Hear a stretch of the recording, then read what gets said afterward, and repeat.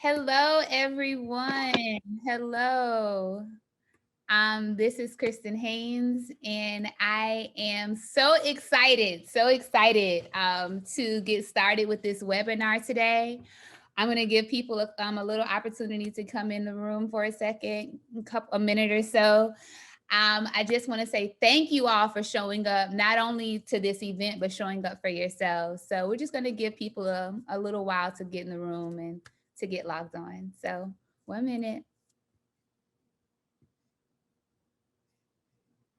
Well, I guess, ladies, we can finish our conversation because I'm pretty sure people have probably been talking about it as well. Prior to us in our practice session, we were actually talking about new films that came out that were that had a strong Black female role, and we're just talking about Ma Rainey's Black Bottom, and just some of the different reviews that we had of Ma Rainey. I personally loved Ma Rainey's Black Bottom. Particularly Chadwick Boseman did an amazing job in his role with being so ill. He really showed up. And my girl, Viola. Now, panelists, y'all can come off mute. We're still having people are still coming in. We'll give them to 503. Panelists, what did y'all think about our girl Viola? She played her role. She played her role. She did. Gave me all of the emotions, all of the pain and heartache, but she played it. For sure. I think, go ahead, Toya. I was just going to say, I haven't seen it yet because I feel like I need to be in the mind space to also be able to see it, to be honest, because I know it's going to be an emotional film. And, depending on what I have going on personally and professionally, I know I want to be in the mindset to be able to take it in and enjoy it for what it is. So I'm really looking forward to it. Obviously, an all-star cast. And just to be able to see that display of emotion on film, and then the extra emotional piece with Chadwick being in it, I just want to make sure I'm mentally ready to receive it. And I just want to point out, like, the fact that you mentioned being mentally able to receive something, like, and you didn't just say, like, you just said my personal, my professional, like, I have to be in a place to receive it. And I want to say that's an amazing skill to me, that you're able to even be aware, like, hey, I can't bring anything too emotional in my spirit because I have to keep a certain balance in myself so I can move forward. Like, I just want to say that I like that type of awareness, and that just sparked in me to have an awareness about if things are too emotional. Because I mean, my field is emotional, and it's never really having a space to like back up from it, and then getting hit with watching movies and you're like, why am I crying? So, okay, people are still coming in, but I want us to get started so I can respect everybody's time. My name is Christin Haynes. I am the founder and executive director of Black Family Scholar Incorporated. A little back history about Black Family Scholar is that I started as a podcast, and I am a doctoral student, and I was really looking for an outlet for all of these new things that I was learning that I wish I would have known in my 7 years of field social work. And so I was like, well, I have this podcast. Well, let me do something with it. And Black Family Scholar is a platform where we use all sorts of digital mediums to reach the Black family on the internet. And this is just one of those spaces where we are going to be speaking from as the central. We are the central. We are Black women. This is all about us. This is FUBU, for us, by us. This is a safe space for Black women to be able to ask their questions and to get information based on our experiences. This is I will use the technical term, which I didn't want to use technical terms, but it's a culturally competent event. So I just want to say thank you, women, for showing up for yourself.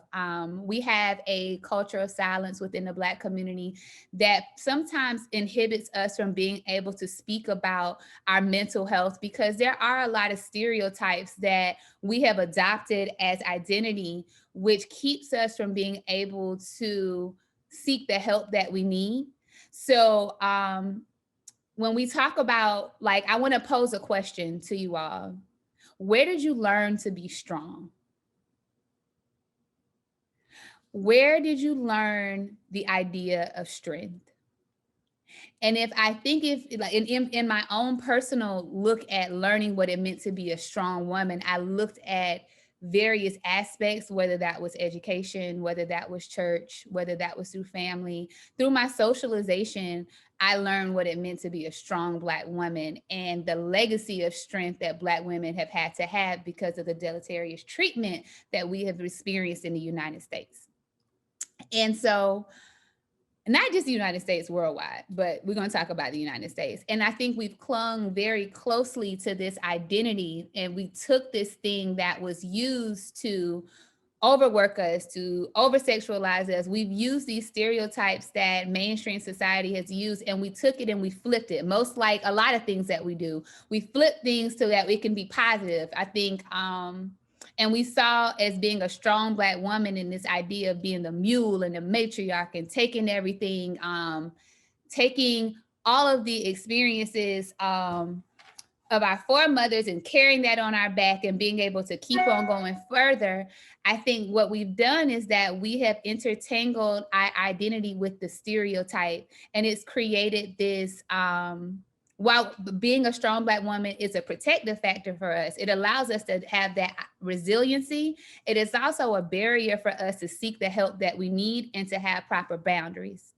And so this webinar is designed to where I have amazing panelists. I have Dr. Green, Dr. Nilaja Green, who I will talk to you about her later, but she's amazing. I have Dr. Latoya Lee. She is a family practitioner, doctor out of Atlanta. I have Rayah Pandley, who is a pediatric nurse. And I handpicked these women because they represent the Black woman in the cycle of going to get mental health treatment. They kind of see them at different aspects. And I kind of wanted to get their perspective on just how Black women are showing up when we're talking about our relationship with food, our relationship with service, and our relationship with our spiritual home.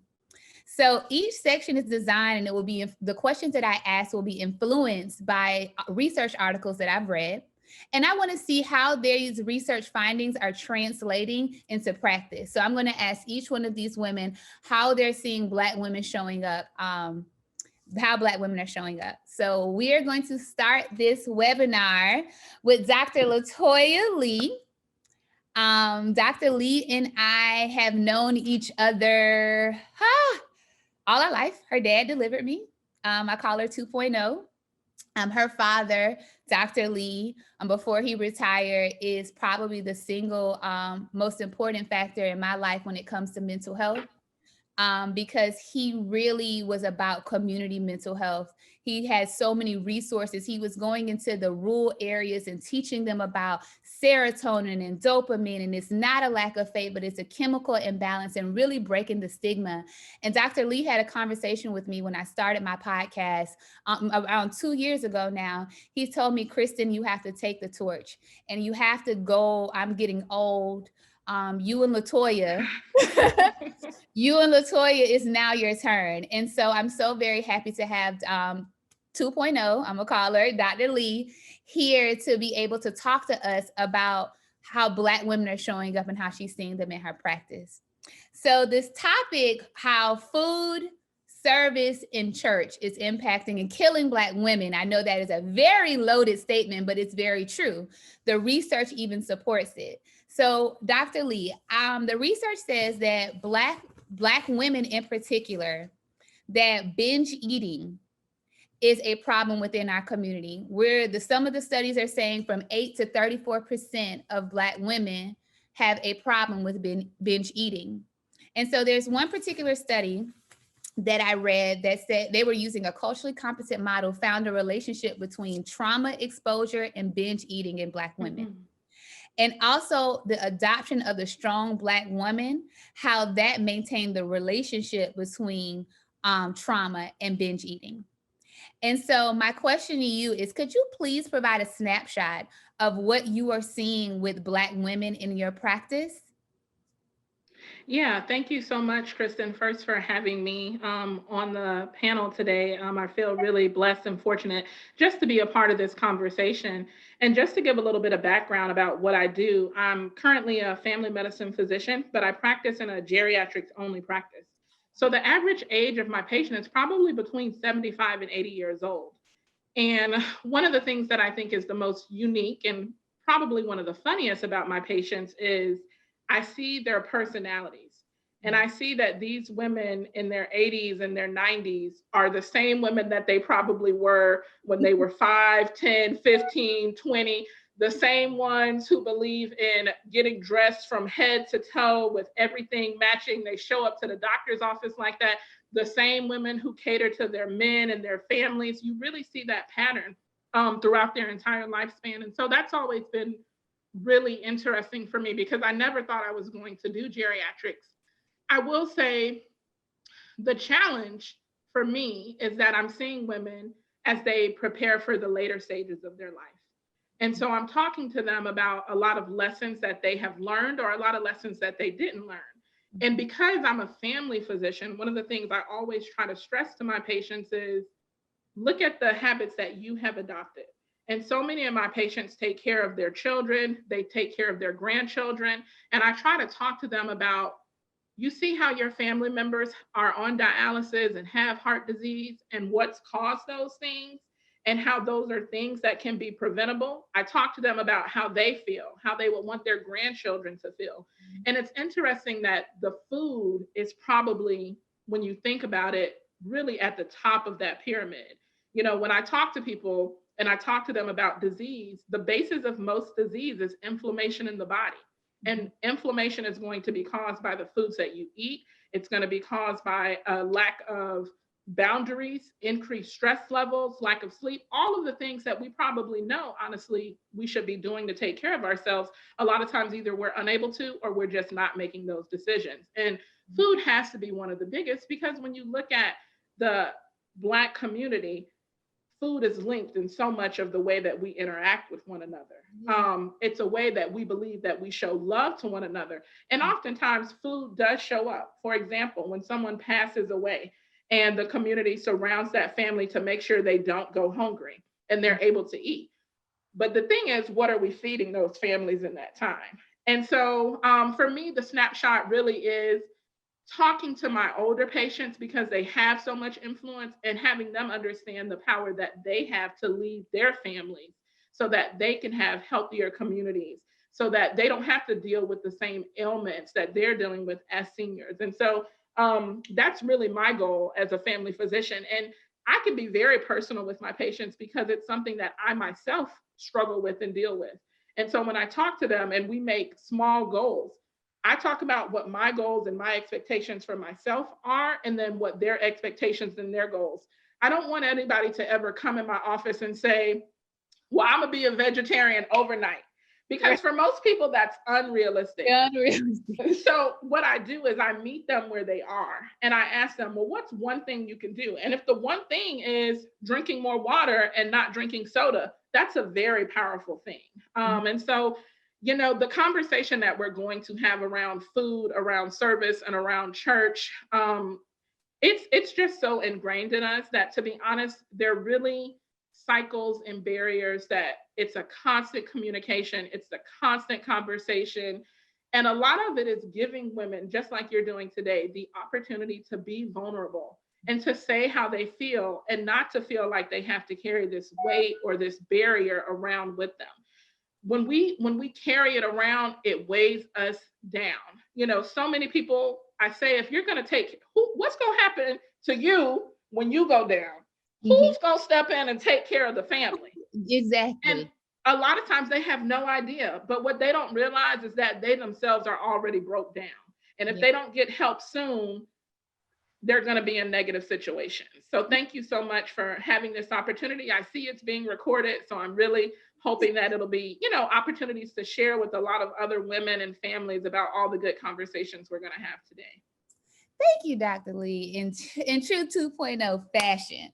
So I want to know, how does Black women showing up strong present as a protective factor, which a protective factor means that because you show up strong, that this is something that's going to kind of insulate you from maybe some of the blows of what may happen with life or if a negative situation. So how do you see when Black women are showing up strong are a protective factor, or it's a barrier to them into their lifestyle? Well, a lot of times it's going to be both, right? Because we have to say it's protective because it's the reason that, to be honest, Black families still exist. That's a fact. Without Black women being able to carry us forward to the position that we are in, I can't even imagine where the Black family and the Black community would be. I'm not happy with where we are, but I'm thankful for the Black women who have been able to honestly just put it on their backs. Mm-hmm. But it shows up as a barrier because oftentimes women don't know when to ask for help. And they oftentimes don't know who to ask for help. And that's one of the reasons it's really important to surround yourself, number one, in sisterhood, number two, in community. And one of the reasons that I think having things like a Black primary care physician, a Black therapist, and even for those who are very spiritual and religious, a Black pastor who can look to the Bible and look to religion, but they can also look about other resources they have available and helping those around them. So it's a barrier in the sense that a lot of times if I don't ask my patients how they're feeling, if I don't ask them the right questions, they won't share a lot of information with me. And I'll say the unfortunate part for me is, to be honest, my visits are between 15 and 20 minutes. And so I'm dealing with seniors who are already coming in with a lot of stuff that they want to talk about. Yeah, I got this going on. Exactly. So it's about prioritizing for me what's important. But because I know how important mental health is and how I know that if you're not well mentally, it's no way that you're going to be able to do what I'm asking you to do in the other aspects to take care of your life. It's a big conversation. And it's interesting to me that being a geriatrician, some of the conversations I'm having with my patients are the first conversations they've had like this with the physician, which is really sad. Because oftentimes having someone just ask you the questions allows you to yourself be vulnerable and some of those barriers to kind of start coming down. And so I love finding networks of Black women, Black physicians, Black therapists who are just putting themselves in opportunities to help our communities. One thing that's really important to me has always been women and children. That's one of the reasons I love my job. And I love the idea of family because I really, truly believe when you change a family, families equal communities. Yes. When you can get a family to be healthy and that spreads, that's when we have healthy communities. And that's really what it's about, is putting us in those situations where we can feel supported and loved and learning how to do it in a healthy way where we don't have to feel like we have to have all of these barriers up. And I don't want to talk too long, so I'm just going to mention one other thing about that, relationships. So I see, my patients in the relationships they have with so many different people, whether or not it's their partner or their spouse, their children, church members, people who live around them. And one of the things I will say is that for so many Black women, you can tell that they don't feel vulnerable enough to let people around them know what's really going on. They're not being honest with people about how they feel, about what they're experiencing mentally, emotionally, in terms of pain, in terms of disease burden. And one of the things we have to do is have the dialogue and have the conversation so that people know, first off, you aren't alone in feeling this way. And a lot of this stuff has been passed down generationally. And so just having the conversation, I think, is a great place to start to be able to try to get some of these barriers to be able to fall and allow people to be more vulnerable. Thank you for that, Dr. Lee, because I think in this article that I read that was on older church-going African-American attitudes and expectations from formal depression care, what was very striking to me is that the older Black women in this study believed that depression, while they understood it being a chemical imbalance, they also said that depression was caused by a lack of spiritual forsakenness. And it's also caused by, I'm going to make sure I get it right. It was spiritual forsakenness and a lack of faith and isolation from the faith community. And so Are you seeing that in your practice when they're talking about maybe feeling blue or they're feeling down, like I just need to pray more, or leaning heavily into their spirituality? But if they are leaning into their spirituality, are they open to medications or for other alternatives? So I've seen it both ways, because I serve an older population. A lot of them are very deeply rooted in their faith. And so I've seen it both ways, in the sense that I've had patients who go down ill, especially with COVID, and I've seen their church members rally around them to make sure they have things like food, someone coming to check on them, someone calling them, their pastor praying with them. So I've seen that side, but unfortunately, I've also seen the side of a woman coming to me who scores very high on her PHQ-9, which is one of the screenings we use for depression. And me looking back in the chart and noticing that this isn't something new. She's been experiencing a lot of these symptoms, sometimes for years, and having the conversation about where you are now, where you're going, and is medication or therapy something that we should start to consider or talking about? And a lot of times they will say things like, unfortunately, I'm just going to pray about it, or I'm going to talk to God about it, or I'm going to talk to my pastor about it, or I just need to do this. And as opposed to looking for ways that they can truly at least expand their options on what treatment does look like, and being able to identify and say out loud, honestly, how they feel. And so I think that's why the communication part has to be there, because a lot of times people don't even want the words "I am depressed" to come out of their mouth, because who knows what depression looks like? Depression looks different in every individual. So a lot of times people don't want to carry that. They think it's a shame to say something like that out loud, but it's honestly something that's freeing to be able to identify it, and then for us to start to look at possible solutions and possible treatment modalities. But I've seen it both ways from the religious sector. I will say, unfortunately, I think what needs to happen is, just like we're having this conversation, we have to have the conversation within our spiritual groups as well, so that they understand they play such a huge role in even giving people the freedom to say something like, "I need help." Absolutely. Well, thank you so much, Dr. Lee. Right now, we're going to be hearing from Nurse Rayah Pandley from Atlanta, Georgia as well. All of our panelists are from Atlanta, Georgia. Just shows you how much talent and Black girl magic is in Atlanta. So Rayah, how are you? Hey. So Rayah, you can tell a little bit about yourself and just your position with how you work, how you interact with Black women. So again, my name is Rayah. I am a pediatric nurse here in Atlanta, Georgia. I work in the hospital setting, but I recently just became a pediatric nurse practitioner. So I am currently in the process of transitioning into that career role as far as caring for my patients.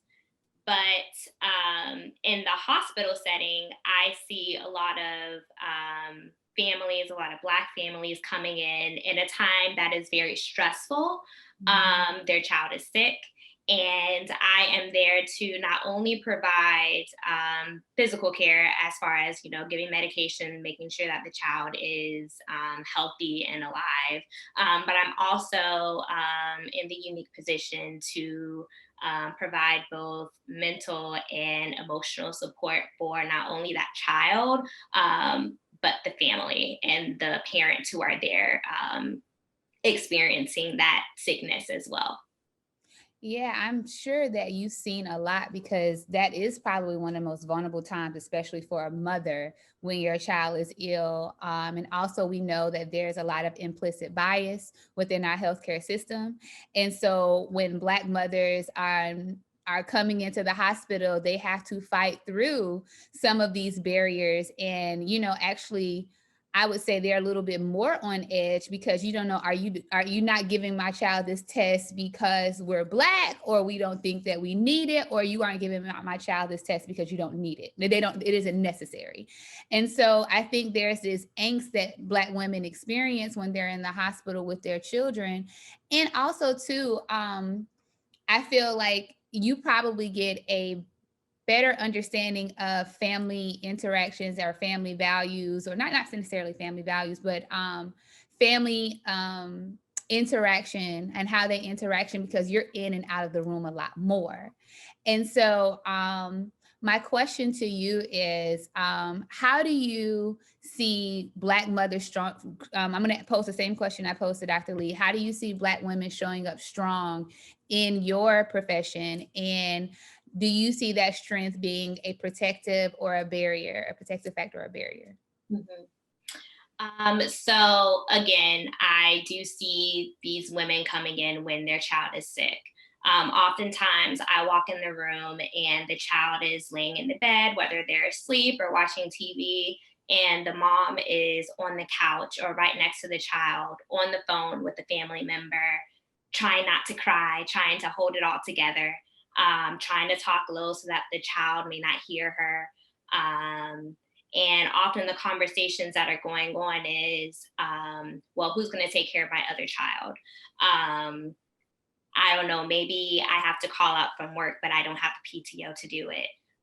So they're having these stressful conversations because life goes on, whether or not your child is in the hospital or not. But they're trying to hold it all together in front of these doctors, in front of the nurses, and also in front of their child. So a lot of the times when I walk in and I see this, I know that some of the other nurses may not have picked up on it. It's just, it's the cultural thing sometimes. And I make sure that I go in and I say, hey, mom, do you want to step out for a second to finish your conversation? Or mom, I noticed you didn't eat today. Do you want to run down to the cafeteria before it closes so you can have something to eat for later on? And oftentimes they're very hesitant and they push back and say, no, I'm good. But then I kind of push back a little more, but I'm giving you permission to take time for yourself right now. I'm giving you permission to take these 5 minutes to regroup yourself, because this is a very stressful situation. And oftentimes after I push back a little bit, they take that opportunity to go and finish that conversation or go and get them something to eat or take a walk around the unit. And they come back and they're very thankful. Like, oh, thank you for letting me get out of the room. I actually needed that. That kind of hits me in my chest, because I think about the fact that Black women, and I don't know if this is through trauma, and maybe this is a better question for me to ask Dr. Green, but how we don't feel like we can take time for ourselves, and how we feel like someone has to really force us to say, hey, go take time. But, the need to be there, to be on top of it. But this idea that when I become a mother, I can't separate or take enough time to regroup myself, but my sole focus is on this child. And I don't know if that makes you necessarily a great mom, because if you are solely focusing you don't take any time for yourself and you're putting all of this into this child, you're not necessarily giving this child the best care you can, because you're not taking time for yourself. So I want to say thank you for showing up for Black mothers, and reminding them to take time for themselves. Well, particularly, we are in some trying times right now, especially in the healthcare system in the US with COVID. And you as a Black woman, how are you showing up for yourself, or having barriers for yourself in a position where you have to be totally selfless, and you're caring for some of the most vulnerable people right now? We really don't know. Like, how are you putting in your boundaries or maintaining your sanity in a time like this? So I think that's a two-folded question. Okay. it's been an ongoing process learning how to cope with the emotional and physical taxing nature of my job. I am in a field of service. So when I go to work, I'm expected to give until I can give no more. And then I come home and life is still happening. So, I still have life stressors. So I feel like when I look at my job, it looks like what a typical Black woman has to do in their everyday life. So I try to remind myself that I can't pour from an empty cup. So I have to remind myself, like, every day, that I have to pour into myself, whether that be taking 5 minutes in the bathroom when work is just too much to regroup and get away from the chaos, or whether that's choosing to enjoy a latte before I go into work because that's what's going to make me feel good.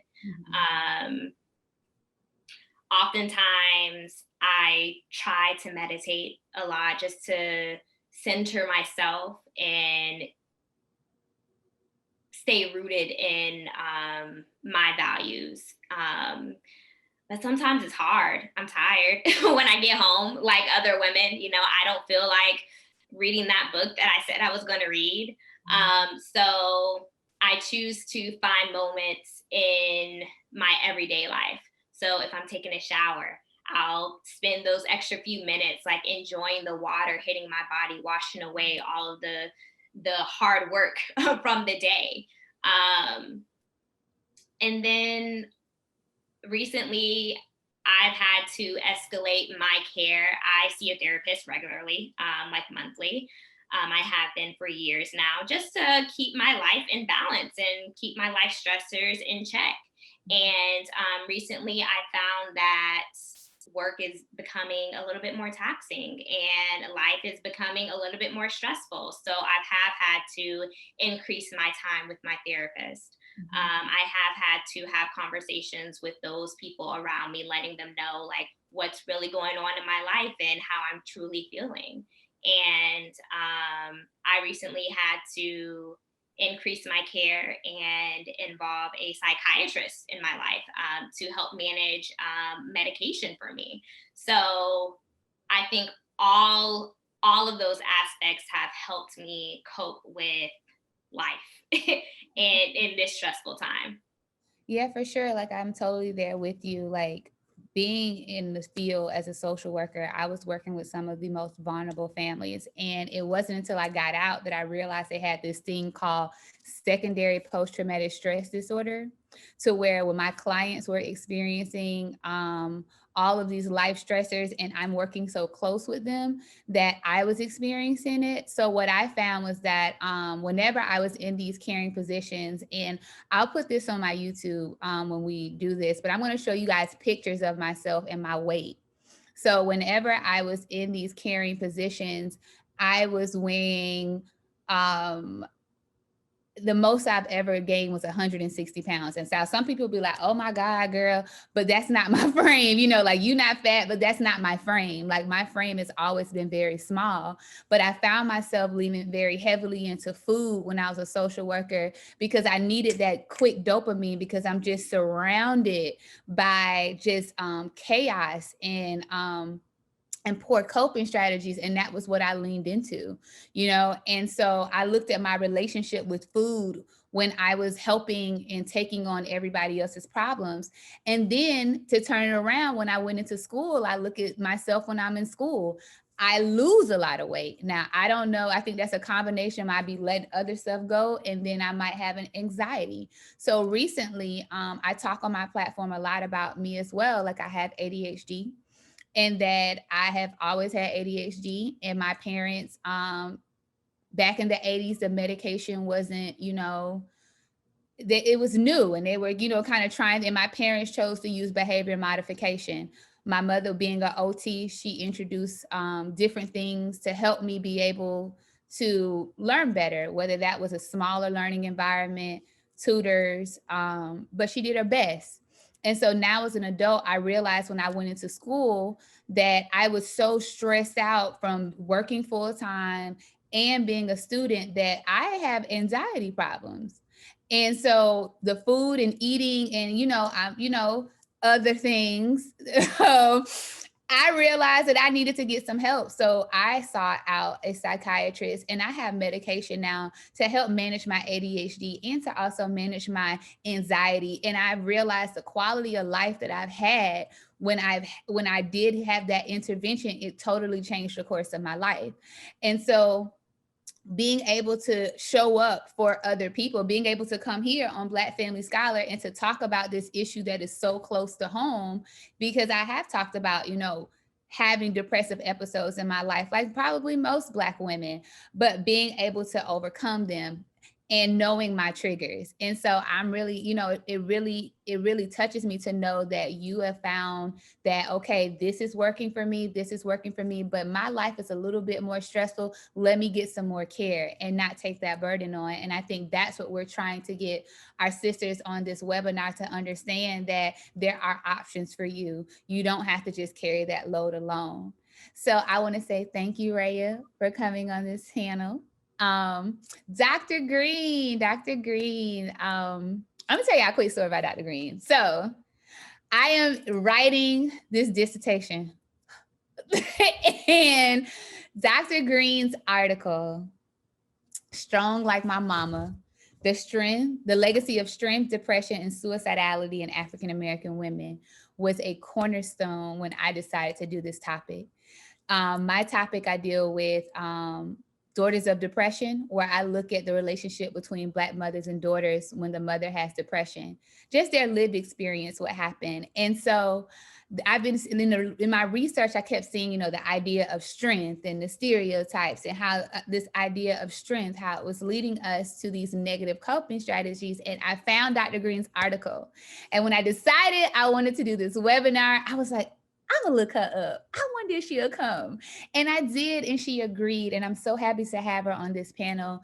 She's a dynamic researcher, she's a dynamic clinician, and I'm just happy to have her here. So Dr. Green.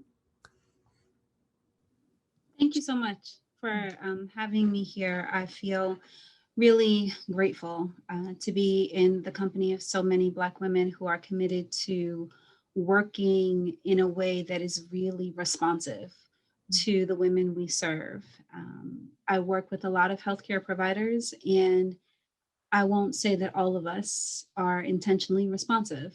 And I think we need to be, because I do understand Black women as coming from a different place and needing providers who can connect and who can respond from that place into that place. And so I feel really privileged to be able to sit amongst y'all. Thank you. Well, I think that your idea, like strong like my mama, and the idea that this concept that we have of strength is something that is very much passed on from mother-daughter socialization. And that's something that I kind of hint to in my research as well. But how are you seeing this in Black women showing up in your practice with this idea of having strength like my mama or strength like my grandma? How is that showing up? So, one of the things that you said introducing the panel was this idea of an adopted identity. And I understand the strong Black woman not so much as an identity, at least in its beginning, but as a cultural coping mechanism that has been passed down in the same way that a lot of other coping mechanisms are passed down. And so now it has become an identity, but I don't believe that's where it started from. Like when we kind of came over here, we weren't walking around saying, I'm strong Black women. The particular characteristics of strength for Black women became more narrowly defined as we intersected with and engaged with systems that were oppressive, starting from slavery, moving on up to present day discrimination and systemic racism.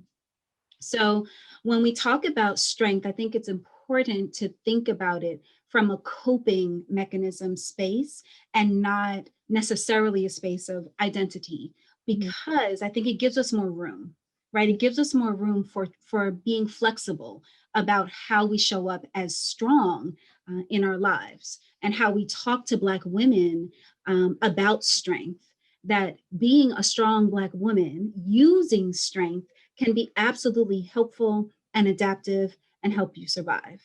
And also, we can move strength aside in service of being whole, in service of showing up, right, as complete people.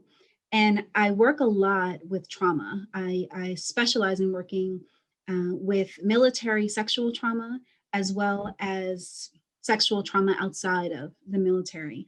And a lot of women show up in my office and they talk about kind of having a sense that something was wrong for them after experiencing a traumatic event, but they put it aside. They took their emotions and they kind of shoved it in the closet. And so now they're sitting in my office 5, 10, 15, 20 years later. And this is the first time that they are coming to terms with the consequences of this very horrific traumatic experience. And for many of them, unfortunately, multiple traumatic experiences. So we have this experience of kind of suppressed emotions, but then life has happened. And so all of these other experiences, right, have built upon these suppressed emotions. So it can take a lot to even get to them in the first place. Many women show up saying, I feel anxious all the time, and they don't recognize that that anxiety is actually a trauma reaction.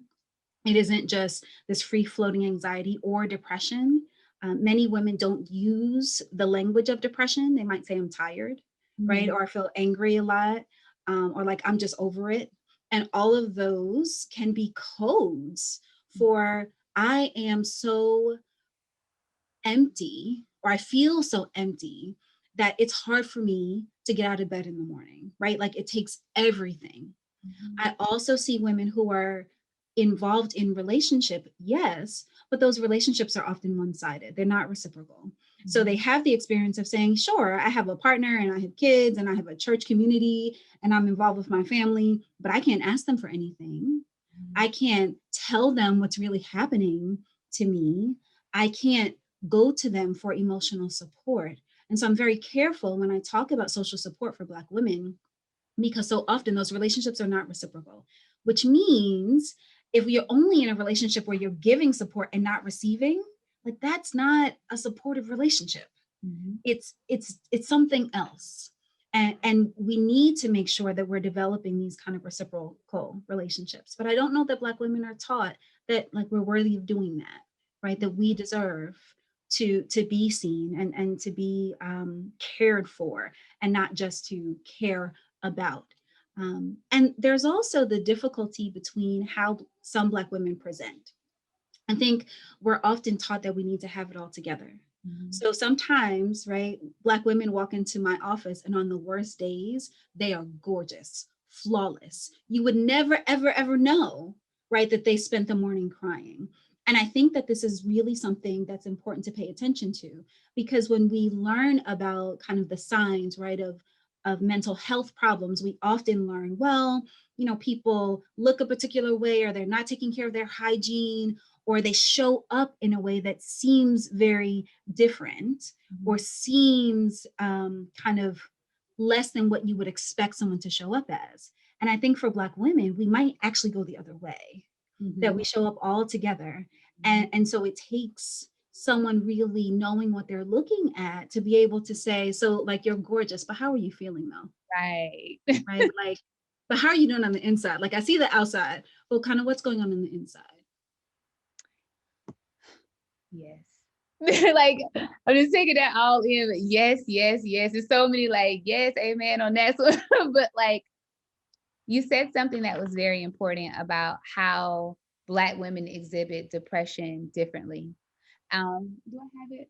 One of my go-to books that I speak about all the time is Shifting. And it's talking about the idea that Black women, we exhibit depression differently. Oh, here it is. It's always somewhere close. I'll put this also, the name of this in the chat box, but this is Shifting, the Double Lives of Black Women in America. And it talks about like Black women and how we exhibit symptoms differently. So it may come in the form of the cistrella complex, where I'm doing everything for everybody and nothing's for me, the reciprocal nature of relationships that you just talked about. It also talks about the overspender. So we put so much emphasis on what we have or what we're wearing to be able to wear the mask that we aren't depressed. It talks about being a martyr in a sense where you forget all about your needs and you take the hits for the family that it just talks about all these different ways in which, if you're looking at the DSM, what is it, 5, 6, 7 now? One of the DSMs, it doesn't present that way for Black women.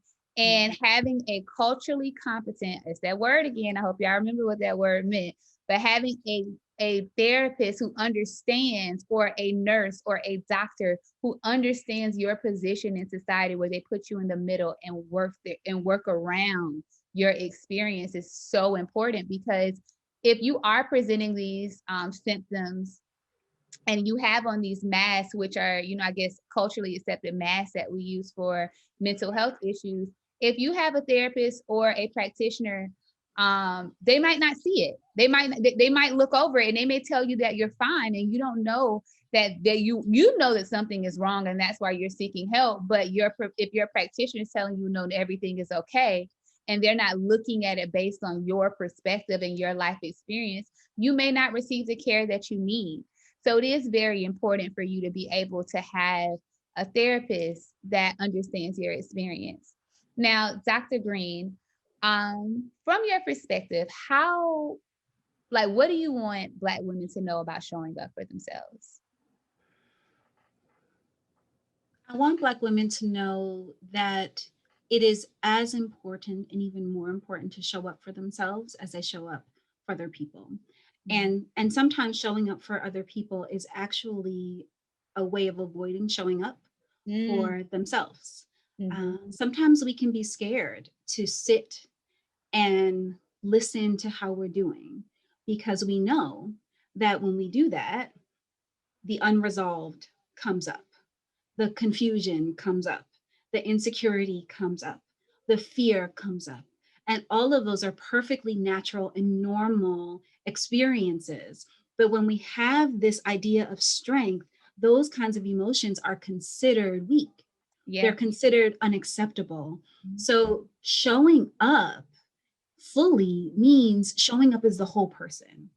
I mean, showing up with the ability to handle multiple responsibilities and, confront oppression and keep going and work these jobs that don't value you as much and kind of deal with your relationship. It means showing up there, but it also means showing up and saying, you know what, like that stuff is really hard. And actually, like, I feel upset about this, or I feel really scared about this, or I'm really confused about like how to navigate my life. Like all of that is a part of being a full human being. So it's important that we do that. It's necessary that we do that. I also want Black women to understand that we have the ability to create our own stories. I always tell my folks that you are stronger and you are more, not stronger, you are more than the worst thing that has ever happened to you. So often our lives become defined by other people's perceptions and expectations of us. And they also become defined by our experiences. And when we talk about traumatic experiences, that is a very narrow way that our life becomes constructed. So I think it's important for Black women to know that we are creators and we can actively create lives that are in line with our values, lives that are in line with experiencing bliss and joy. Like, can we put that into the mix in addition to all of the other things that we dream about? What would it mean to dream about a life of joy?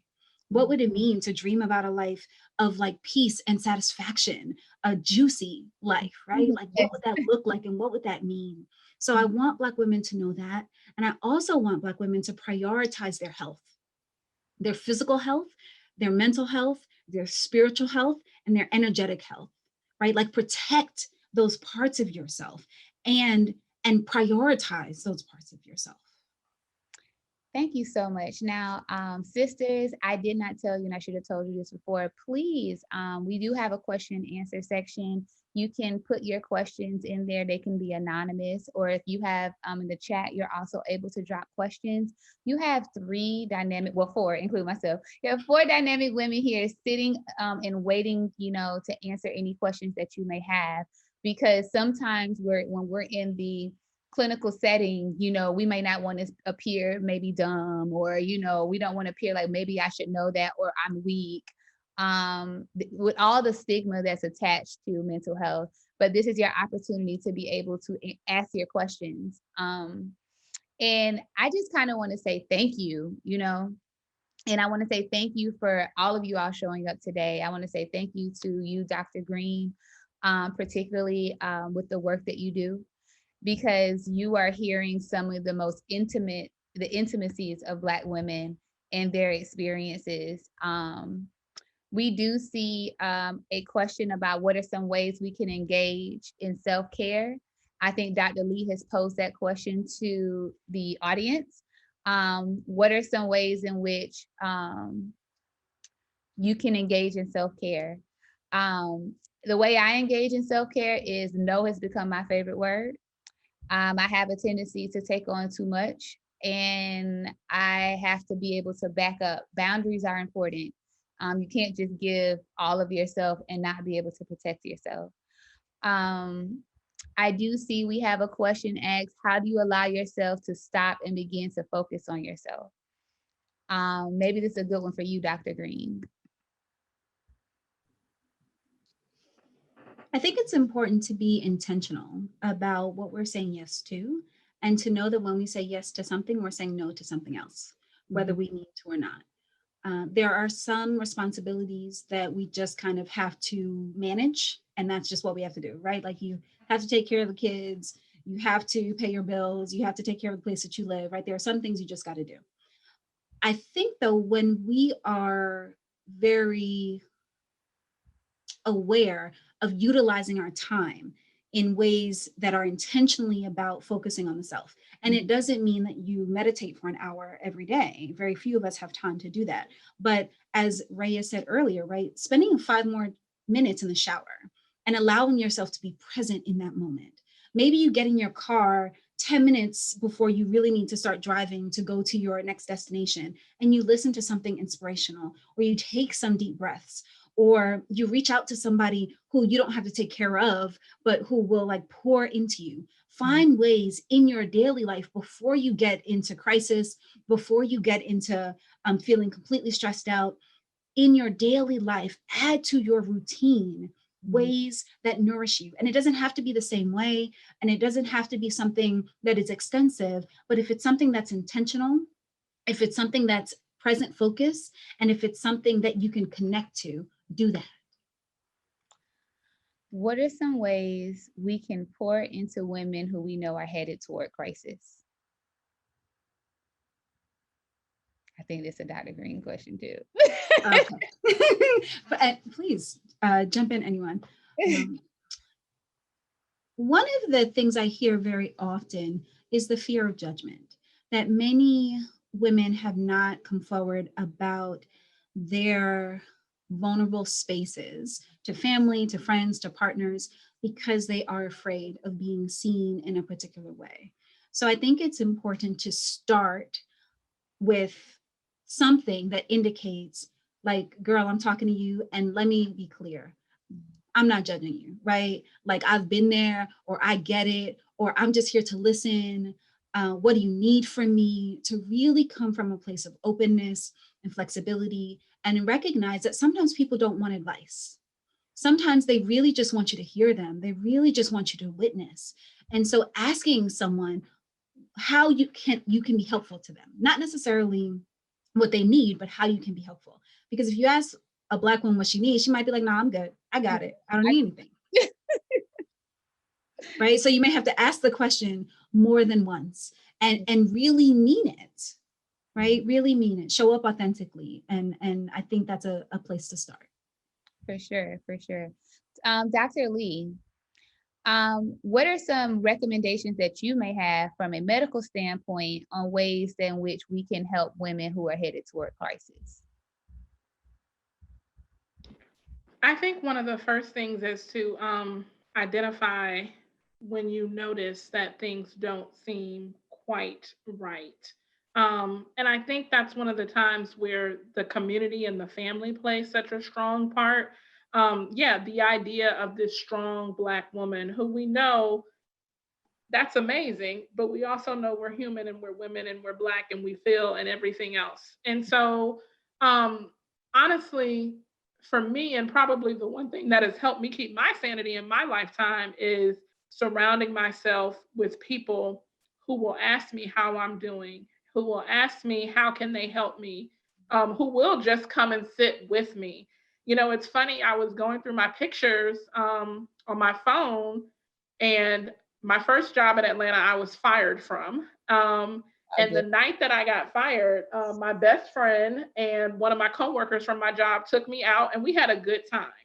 And I was so fortunate that there were two women around me who loved me enough to say, let's go out, let's get dressed, let's have a good time. And so, honestly, asking the question I think is important. And then I love finding resources where I can tell people about Black physicians or Black therapists. And I think we need to do more of that because I think we in this community recognize how important it is to have that Black doctor, that Black therapist. And we need to know, where can I tell someone that they can get the help from? Now, we all know that unfortunately, things like social services, things like mental health, they're oftentimes going to be things that kind of don't get the big bucks. And so we need to be able to have resources that we can give. Because the thing I will say that I hate is when I can identify that someone needs help, but I don't know what I can do to help them get that help.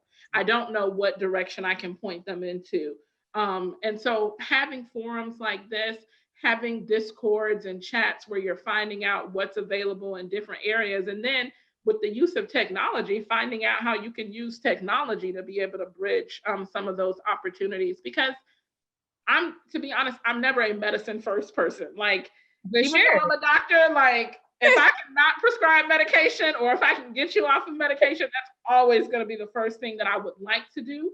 But that means that you have to do the work. That means it's a very active process. It's nothing passive about it. And so giving people resources, and some of it might be, you know, the thing I like about my company is we offer things like Tai Chi and yoga, because we understand that when we're talking about the total person, we also have to talk about their mental and their spiritual health as well. And we've seen it. We've seen studies on people. I mean, so many good things that come out of a lot of Western practices that have great benefits on people in their health. So I think having the community and the resources is really a great place to start. Thank you so much. Rayah, we have a question for you very quickly. We have a couple of minutes before we wrap up. But Tanada King asks, how do you recommend finding the right therapist for what you need? Sure. So I've had a few therapists in my lifetime. And I find that therapists, it's a working relationship. So you have to find like the right person for you. Every therapist is not a one size fit all. So what I did was first I go through my insurance, so it's a little cheaper. So I saw who my insurance paid for, and I then went through and saw like what therapists I felt really aligned with me and my values. Like, so my therapist really specializes in depression and anxiety and family relationships. And that's what I wanted to work on. So that was the therapist that I wanted to see. And she was also Black. So I felt that connection as well. So listening to Dr. Green, not saying that I can go to her because she's qualified to help me through depression and anxiety, but she is more aligned with the trauma side, sexual traumas. So she may not be the best fit for me, not saying that I can't go to her. So I think that really figuring out what you think you need, and setting up an appointment. Like, it's not, let me just sign up with this therapist and now I have to be with them for a whole year. That first initial visit that you guys have, it's a interview process for both you and your therapist. You're trying to see if you like them, if you think that they're going to be a good fit for you, and they're doing the same to see if they can actually take you on as a patient, if they're able to help you. For sure. Thank you so much, Rayah. I think really knowing your therapist and knowing what they specialize in and see if it's a good fit. And you may have to try out a couple of therapists before you get the right one. And knowing that it's not, like you said, it's just going to be a one therapist fits all type of person. It's a working relationship. So thank you very much. I would like to say thank you all for coming to the Unholy Trinity, how food service in church is killing Black women. We have talked to these amazing panel of Black women. I am just so grateful to be a part of this panel and to give you guys, what we talk about in the kitchen, what we're talking about on the back porch as we sip our wine, giving us a safe space to be able to talk about our issues. Now, ladies, can you please let our attendees know where they can find you, if there's an email address or if you have a company where they can find you?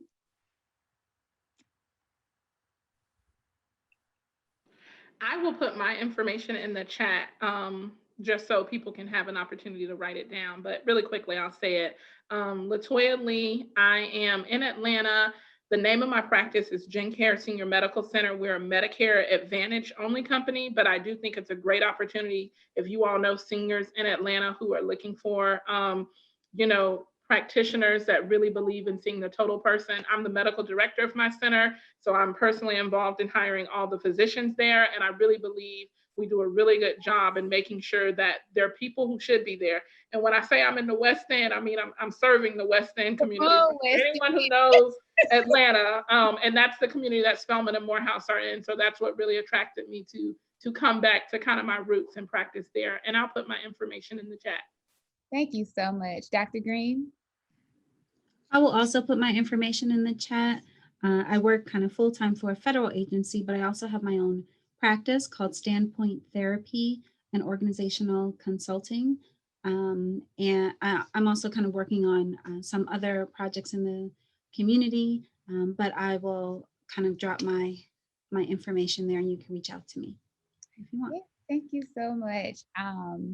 You guys know, if you have any questions, Rayah, I don't know if you want to give out any information, but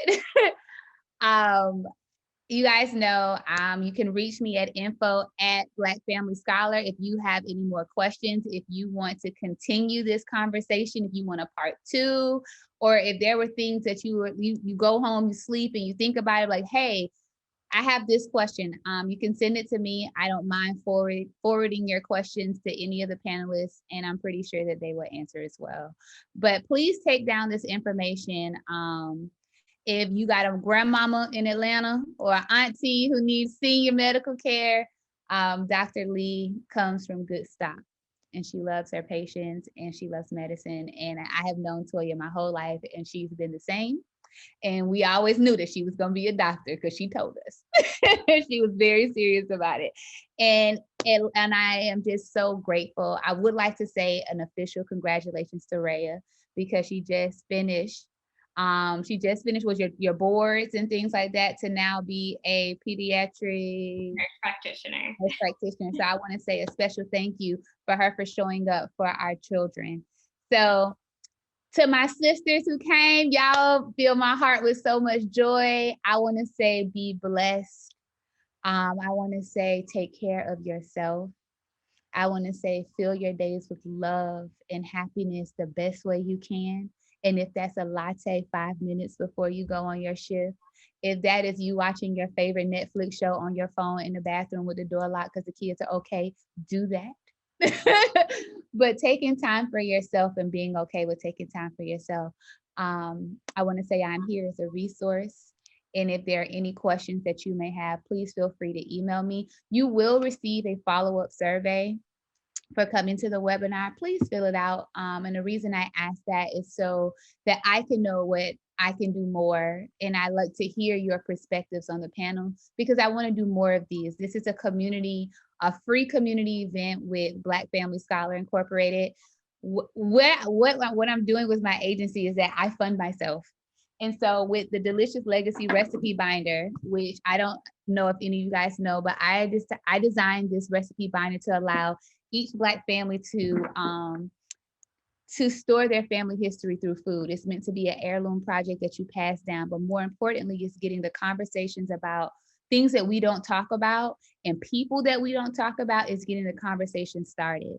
So all the proceeds from the binder, it allows me to do these types of events. It allows me to be in different spaces online to be able to get this information out to you. So look forward, Black History Month, we have some amazing opportunities happening. I'm going to be on some amazing panels. So please, if you don't follow me, you can follow me at Black Family Scholar on Instagram, on Facebook as well. If you are looking to purchase the binder, you can go www.deliciouslegacy.com. And, stay tuned, sign up for our newsletter to know more about what we're doing. Look forward in February for some more panels that we're going to be talking about this topic because it's near and dear to my heart. And while the internet is an amazing space, sometimes I feel like it's a little too open, and that these smaller, intimate events are a little bit safer, a little bit more of a safer space for Black women. So thank you so much for showing up, not only for me, but showing up for yourself. And I look forward to seeing you all in the future. Be blessed.